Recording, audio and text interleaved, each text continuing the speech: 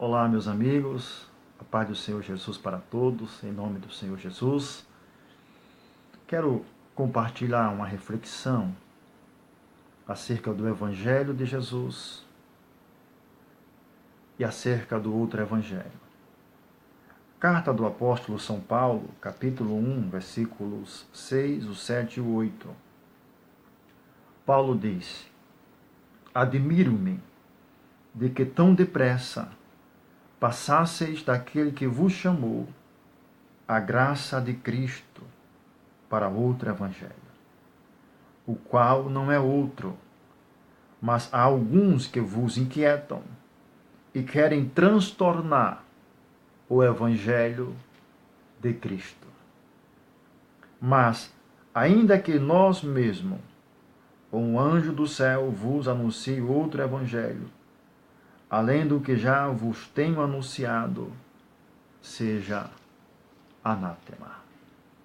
Antes de tratar acerca do Evangelho de Jesus e o outro Evangelho, deixe-me trazer um breve comentário histórico acerca da carta aos Gálatas. A região da Galácia era uma região formada pelas cidades da Antioquia, de Listra, de Derbe, de Icônio. Era uma região geograficamente importante na época do apóstolo Paulo. E Paulo, em sua segunda viagem missionária, Paulo desembarca nessa região e começa a difundir o evangelho, começa a propagar o evangelho de Cristo em Antioquia, em Listra, em Derbe, em Icônio. Paulo obteve sucesso na sua viagem missionária para esta região. Ele propaga, difunde, divulga o evangelho, estabelece as igrejas nessas respectivas cidades e sistematiza a doutrina do evangelho nessas respectivas cidades. Paulo deixa a igreja moralmente bem e espiritualmente bem e dá sequência à sua vida missionária. A história nos diz que passou alguns anos e aconteceu o que Paulo previa. Surgiram falsos ensinadores, falsos mestres, e começaram a transtornar o Evangelho de Jesus. Começaram a adulterar o Evangelho que Paulo havia difundido. Começou a ser divulgado um Evangelho que rejeitava a graça de Cristo, um Evangelho que excluía a espiritualidade e dava prioridade, dava ênfase a um sistema religioso morto, a uma ortodoxia morta. Ou seja, o Evangelho de Paulo estava sendo transformado em um Evangelho sem sabor. As vidas das igrejas estavam se transformando sem sabor espiritual, sem fervor espiritual, porque estavam rejeitando a graça, estavam desvalorizando o sacrifício e a pessoa de Jesus Cristo. E Paulo, quando sabe disso, ele fica aqui meio decepcionado com os irmãos da região e diz: admiro-me que tão depressa vocês abandonaram o Evangelho de Cristo, a graça de Jesus. Tão depressa, tão rapidamente vocês foram embriagados por este vento de doutrina, por este outro Evangelho que não é o Evangelho de Cristo. Olhe para cá, meus amados irmãos. o mesmo contexto da história da carta aos Gálatas está acontecendo nos dias de hoje. O evangelho que se prega hoje nas igrejas não é mais o evangelho da graça de Jesus. Não é mais o evangelho pregado por Jesus Cristo de Nazaré. Infelizmente, existem outros evangelhos dentro das igrejas evangélicas nos dias de hoje. O evangelho do pragmatismo religioso, que ensina o que dá certo, ensina a fazer aquilo que dá certo, não aquilo que é certo. O evangelho prático, o evangelho que não faz harmonia com o evangelho de Cristo e o evangelho do apóstolo Paulo.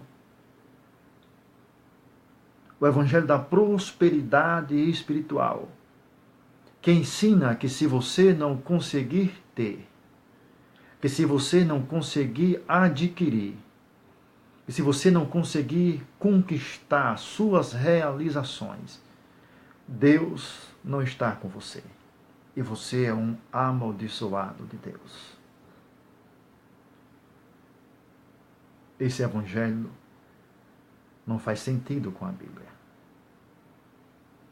Esse evangelho não faz harmonia com o evangelho de Jesus. O evangelho de Cristo prioriza a vida espiritual. Jesus veio para proporcionar riqueza espiritual, não a riqueza física, social, material. É óbvio que todo o cristão que serve a Deus de forma pia, de forma séria, tem os cuidados de Deus para com a sua vida. Mas isso não quer dizer que o evangelho de Jesus é o evangelho da prosperidade. O evangelho místico ensina ou dá poderes a substâncias como a água, a objetos feitos pela mão do homem. Isso não é o evangelho de Jesus. O evangelho que mais se parece com uma macumba gospel. É uma espécie de macumba de candomblé camuflado. O evangelho do liberalismo teológico, de que Deus só quer o coração, de que Deus não exige uma vida santa, que confundem a graça de Deus externada para a nossa vida como liberdade para pecarmos. Não, a graça de Deus, ela nos alcançou. E como uma forma de valorização e de gratificação a Deus, o mundo tem que estar em segundo plano. E quando se trata de práticas, de costume, de hábitos que afrontam a palavra e afrontam a pessoa de Deus, todos nós cristãos temos que nos afastar. O evangelho do sincretismo religioso. Aqui está, dentro desse evangelho do sincretismo religioso, um dos detalhes do evangelho do anticristo, que vai ser pregado quando o homem da iniquidade aparecer. Meus amados irmãos, a igreja da atualidade está precisando de verdadeiros ensinadores, de homens que tenham uma vida íntima com Deus e conheçam as Sagradas Escrituras. A igreja de hoje não está precisando de pregadores. Estamos fartos, estamos abastados de homens que pregam. Mas estamos pobres de homens que realmente conheçam as doutrinas sagradas. E a igreja de hoje precisa ser vitaminada, revitalizada com o alimento da palavra de Deus. A igreja está precisando de homens que amem a verdade, que sofram pelas verdades sagradas, como Paulo sofreu, como Martinho Lutero, como João Hus, como os pais da igreja. Mas infelizmente existem muitos obreiros hoje que não querem sofrer pela doutrina. A igreja hoje está precisando de ensinadores que rejeitem o glamour do evangelho gospel. São os artistas gospels que produzem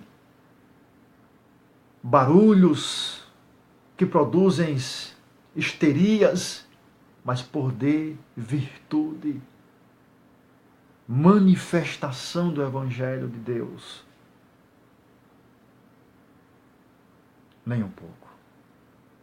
É por isso que se prega tanto, se grita tanto, se pula tanto.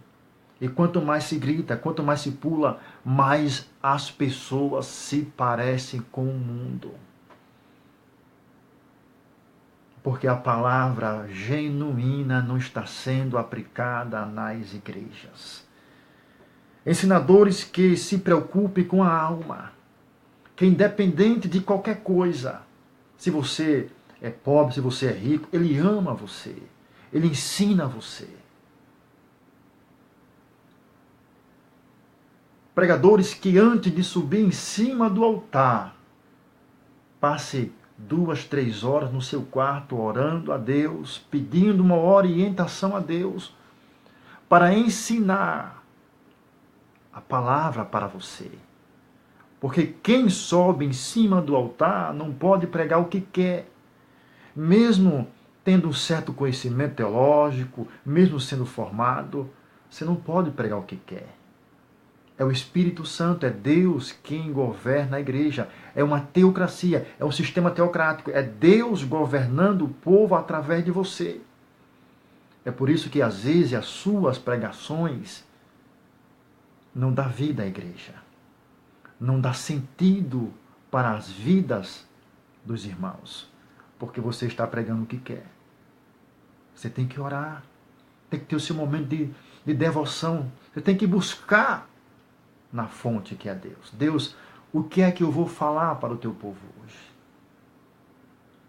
A igreja está precisando de pessoas assim. Infelizmente, esses venenos do outro evangelho têm acabado com muitas igrejas. E eu venho, através dessa reflexão, tentar despertar você, acordar você. Rejeite o pragmatismo. Rejeite a prosperidade. Rejeite o glamour. Rejeite o liberalismo teológico. Rejeite o sincretismo religioso. E abrace o Evangelho de Jesus. Unicamente a pessoa de Jesus. Estamos caminhando, irmãos, no mesmo caminho que as igrejas da Europa caminhou. O caminho da popularização do Evangelho no Brasil. Quando o Evangelho se popularizou na Europa, veio a banalização. É com muita tristeza no coração, com muita angústia na alma, que eu venho trazer essa verdade. Precisamos voltar ao Evangelho de Jesus de Nazaré. Precisamos fazer uma introspectiva. Quem nós éramos? quando a graça imperava, quando a graça administrava, quando Jesus administrava, quando vivíamos exclusivamente para Ele. É só você pegar a imagem da igreja do passado com a imagem da igreja atual. Você vai ver e vai perceber que ao invés de evoluirmos, nós retrocedemos. Infelizmente, estamos vivendo a crise da religião profetizada por Jesus no capítulo 24 de São Mateus. A igreja a cada dia está perdendo a credibilidade. A cada dia que se passa, mais o número de pessoas desigrejadas, pessoas se distanciando da igreja, pessoas perdendo a credibilidade com a igreja. Tudo isso aí está profetizado por Jesus. Mas Jesus, ele nos recomendou perseverança. Aquele que perseverar até o fim será salvo. A coisa vai ficar pior.